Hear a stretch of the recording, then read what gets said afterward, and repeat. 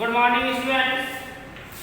बच्चों, जैसा कि पिछली क्लास में हम आपको पढ़ा रहे थे वर्गीकरण पादप जगत, जिसमें हमने आपको पढ़ाया था थैलोफाइटा और पढ़ाया था शैवाल तथा कवक में अंतर। आज उसी के आगे दूसरा जो हमारा पाठ है ब्रायोफाइटा। नोट कर लीजिए, ब्रायोफाइटा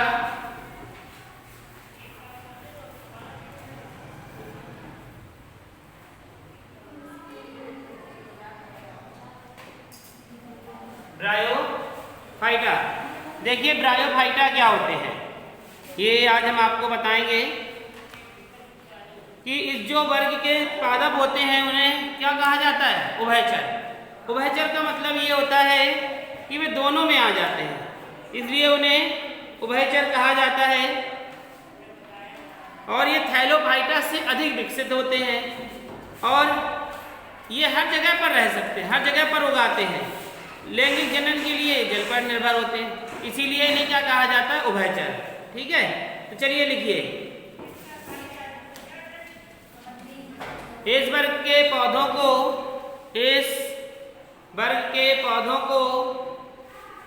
पादप वर्ग का, इस वर्ग के पौधों को पादप वर्ग का उभयचर कहा जाता है। इस वर्ग के पौधों को पादप वर्ग का उभयचर कहा जाता है। यह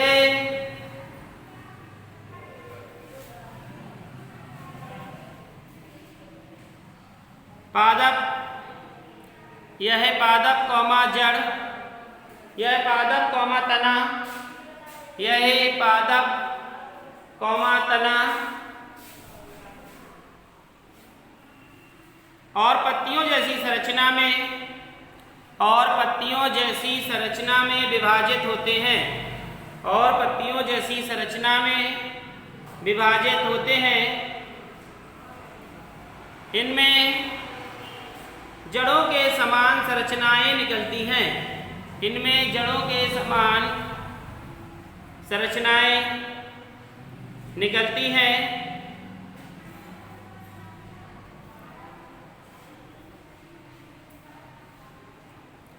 इनका शरीर सुकाए के समान होता है, इनका शरीर सुकाए के समान होता है।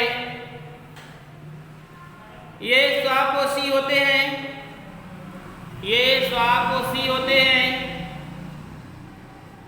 ये नम ठंडे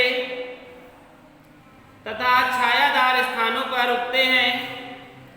ये नम ठंडे तथा छायादार स्थानों पर उगते हैं।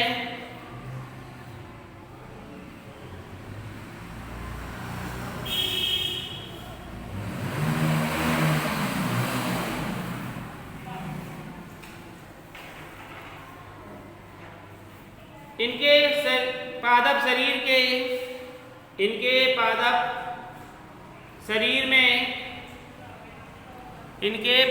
शरीर में संवहन के लिए विशिष्ट ऊतक नहीं पाए जाते,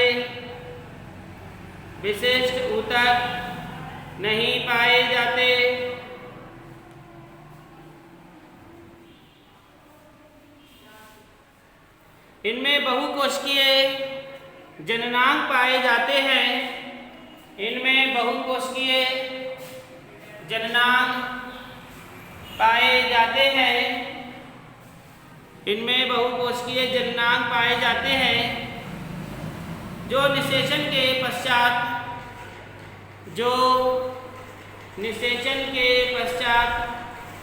भ्रूण का निर्माण करते हैं, जो निषेचन के पश्चात भ्रूण का निर्माण करते हैं।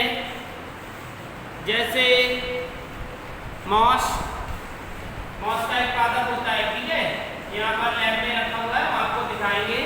जैसे मॉस कॉमा रिक्सिया एक पादप होता है, Riccia. Riccia comma Marchantia comma Marchantia, Riccia comma मार्केंसिया,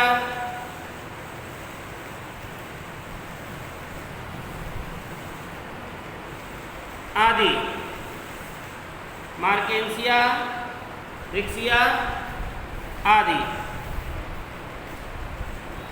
इसके कुछ डायग्राम हैं जो आपको बनाने हैं।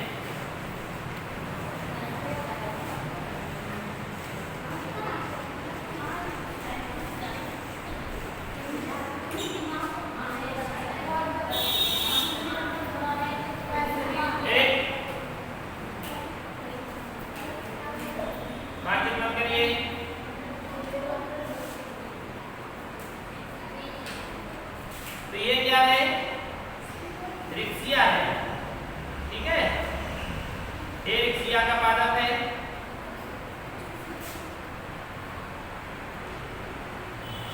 इसी प्रकार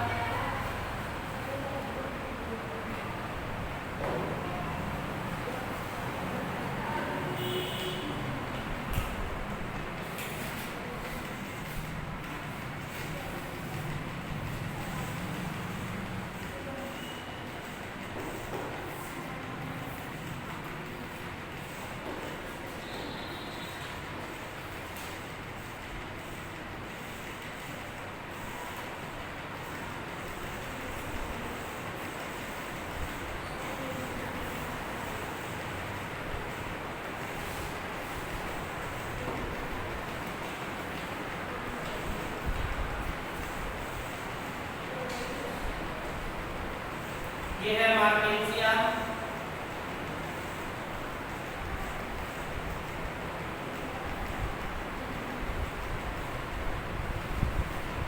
और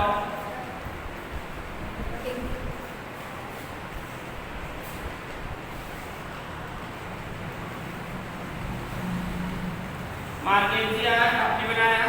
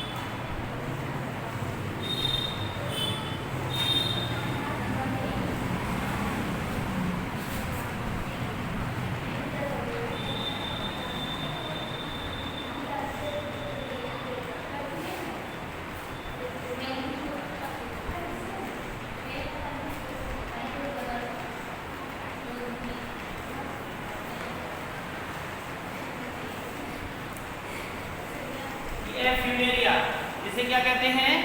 मॉस। बना लीजिए।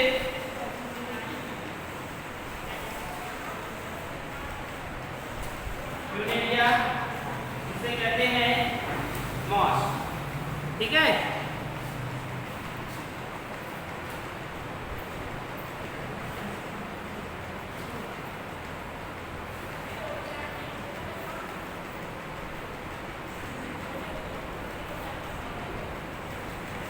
देखिए इसमें जो ये बने हुए हैं इसे कहते हैं हम गैमा कप। गैमा कप,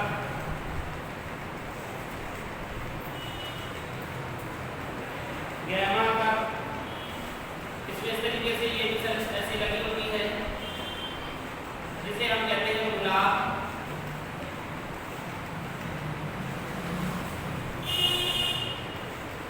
और इसमें कभी कभी स्थिर हाइड्रोजन निकल आती है।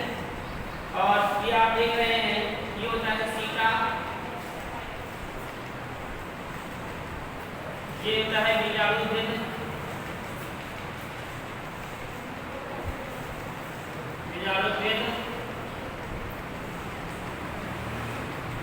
पत्तियां,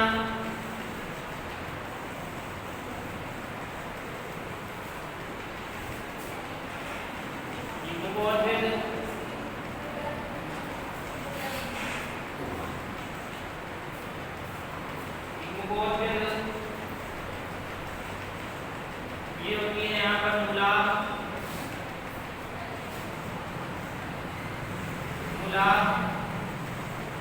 और ये मुख्य अक्ष, और इसका नाम क्या है? सीमेरिया।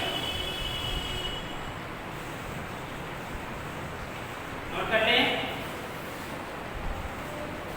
तो ये जो हमने आपको पढ़ाया ब्रायोफाइटा, तो ब्रायोफाइटा में इस तरीके का जो पादप होता है वो कहलाता है हमारा रिक्सिया।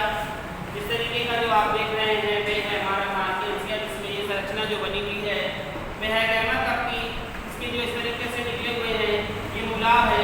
इसी में आप एक संरचना जैसी निकल आती है, ऊपर पुष्प जैसी, वो होती है हमारी स्त्रीधानी।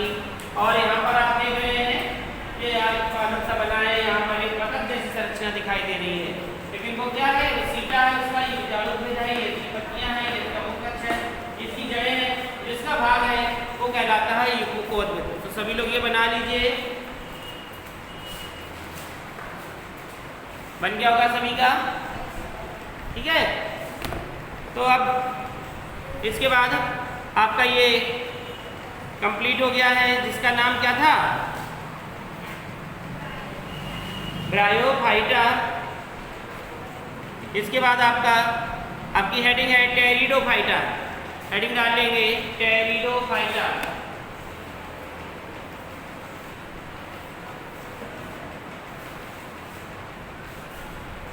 हेडिंग डालेंगे टेरिडोफाइटा।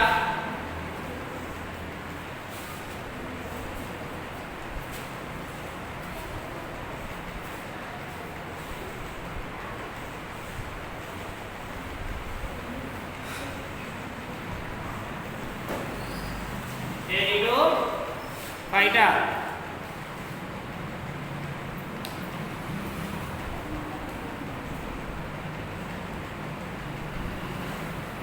देखिए टेरिडोफाइटा में इस वर्ग के पौधों का शरीर, इस वर्ग के टेरिडोफाइटा में लिखें, इस वर्ग के पौधों का शरीर जड़ तथा पत्ती में विभाजित होता है। जड़ तथा पत्ती में विभाजित होता है। इनमें शरीर के एक भाग से, इनमें शरीर के एक भाग से दूसरे भाग तक, इनमें शरीर के एक भाग से दूसरे भाग तक जल तथा अन्य पदार्थों के संवहन के लिए, जल तथा अन्य पदार्थों के संवहन के लिए संवहन ऊतक पाए जाते हैं। संवहन के लिए संवहन ऊतक पाए जाते हैं। देखिए समझा आपने कि इस वर्ग के पौधों का शरीर कैसा होता है?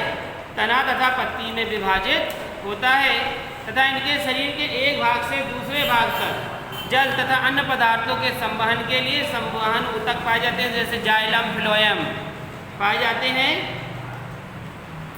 और लिखें, ये मुख्यतः स्थलीय और ये मुख्यतः स्थलीय और बीजाणुद्भिद होते हैं। ये मुख्यतः स्थलीय और बीजाणुद्भिद होते हैं।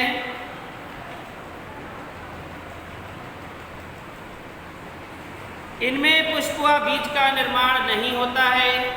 इनमें पुष्प व बीज का निर्माण नहीं होता है।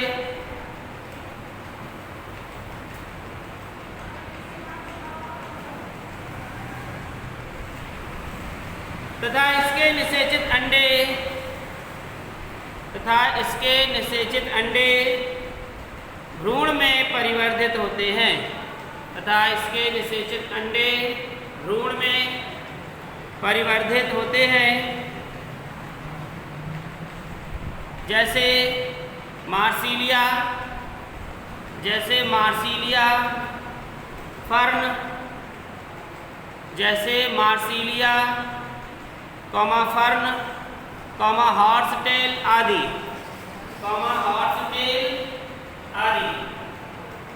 यानी कि मार्सिलिया फर्न, हॉर्सटेल इसलिए घोड़े जैसे कुछ जैसी संरचना दिखती है, इसीलिए इसे हॉर्सटेल कहा जाता है, हॉर्सटेल आदि।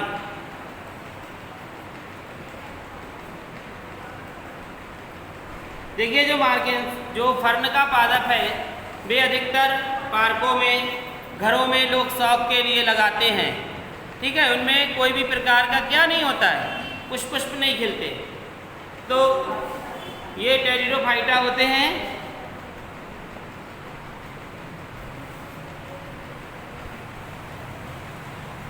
इसका भी हम आपको एक डायग्राम बना दे रहे हैं, बना लीजिए।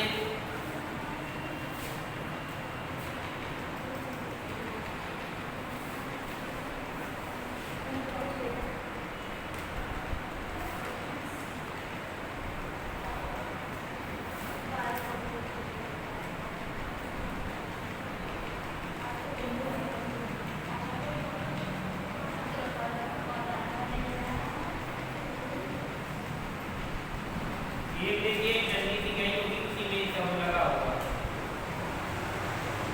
नीचे इसकी मुलाम है।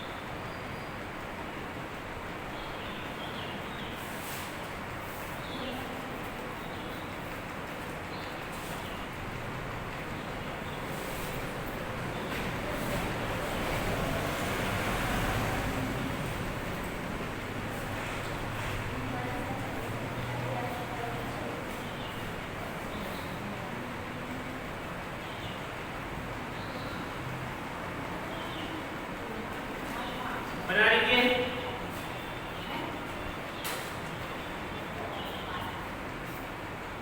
ये पादप बना लो। ये कौन सा पादप है? टेरिडोफाइटा। ठीक है, तो जैसे थैलोफाइटा, ब्रायोफाइटा और टेरिडोफाइटा में पुष्प तथा बीज उत्पन्न नहीं होते, तो इस प्रकार के हमने जो आपको तीनों पादप बताए हैं इसमें पुष्प उत्पन्न नहीं होते, और जब पुष्प उत्पन्न नहीं होंगे तो फल नहीं बनेगा, जब फल नहीं बनेगा तो बीज भी नहीं बनेंगे। ठीक है, इसलिए इन्हें क्रिप्टोगैम कहते हैं। क्या कहते हैं? क्रिप्टोगैम कहते हैं। इनका जनन बीजाणुओं के द्वारा होता है। जिनका जनन होता है वे किनके द्वारा होता है? बीजाणुओं के द्वारा। तो जिन बच्चों को दिखाई नहीं दे रहा था वे देख लें, अब दिखाई दे रहा होगा सभी को। ये बना लीजिए आप सभी लोग। इसी के साथ ये हेडिंग भी खत्म होती है। कल आपको नई हेडिंग पढ़ाएंगे जो नया टॉपिक होगा।